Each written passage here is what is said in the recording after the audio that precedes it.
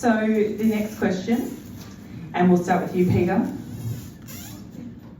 The delivery cost and capacity of the proposed heavy rail line are publicly debated between parties.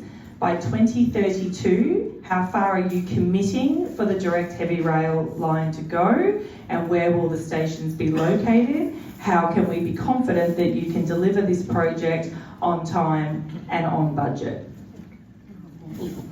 Well, as we've mentioned, we're certainly committed to the heavy rail to Maroochydore and also duplication from Beerburrum to Nambour, and begin planning for a second Sunshine Coast Rail connection for faster and express services. Hopefully that will be on time. Obviously, there are always contingencies there. As to budget, we would plan to budget for all of these changes by raising the base rate of mining royalties and winding back fossil fuel subsidies. So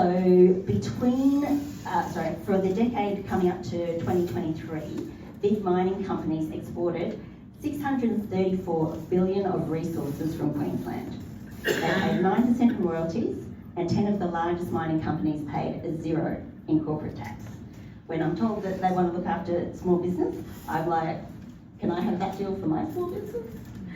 We want to increase the royalties to 35%. They do that in countries like Norway, and they have free childcare, free education, free university. By doing that, we can raise 61 billion over 4 years. This can help us fund the kind of community projects that we need. As to the location, I understand it is Narimba, Caloundra, Aruna, Batinya, Mountain Creek and Maroochydore. Oh, thank you. Jason.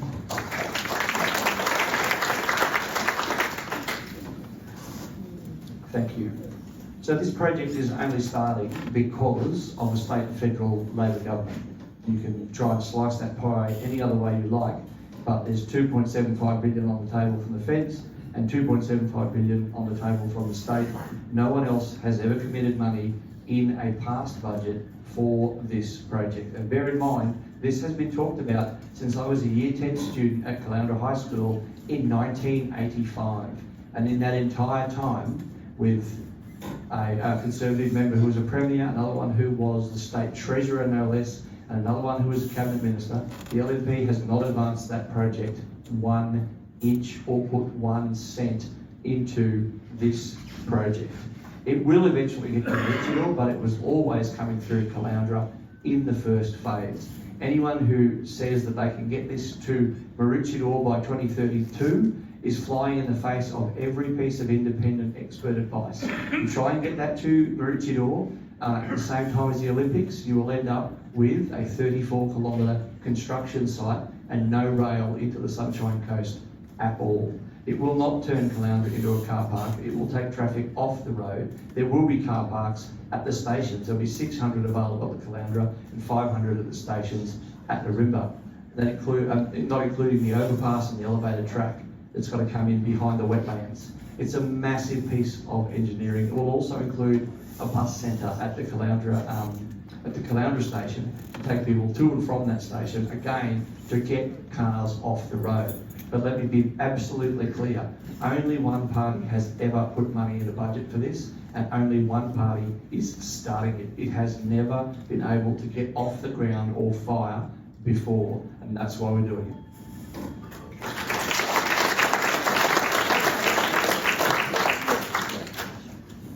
To be fair, we actually did have a federal government who did commit money to it and a state Labor government who did not.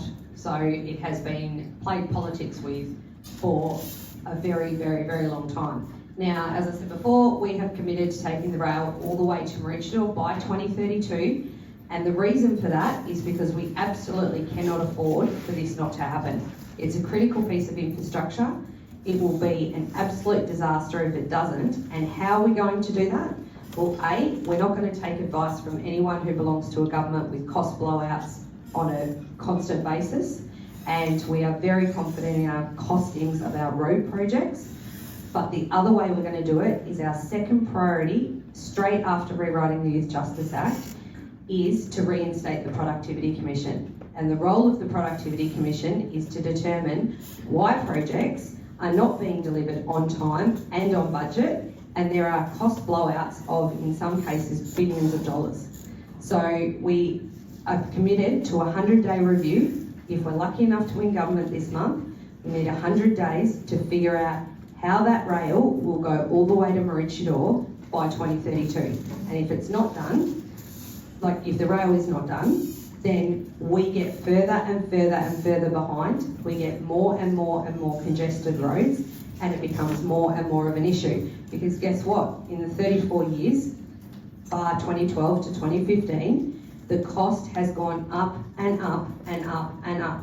At one point in 2005, when it was, floated around a budget, it was $1 billion back then. So if it's not done by 2032, what does the cost look like by 2042 or 2052? It doesn't get cheaper, and it has to be done for the sake of our region.